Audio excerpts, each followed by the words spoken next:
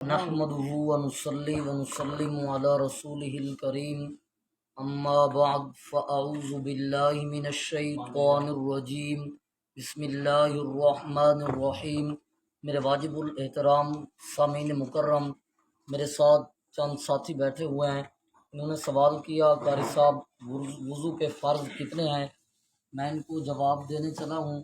نبی پاک صلی اللہ علیہ وسلم کی حدیث کی روشنی میں کہ وضو کے فرض 4 ہیں۔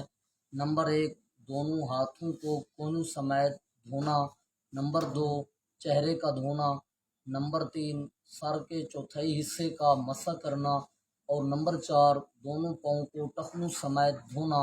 یہ وضو کے فرض ہیں۔ آگے مستحبات بھی ہیں، باقی چیزیں بھی ہیں، انشاءاللہ اگلی ویڈیو کے اندر ان چیزوں کا ذکر ہوگا۔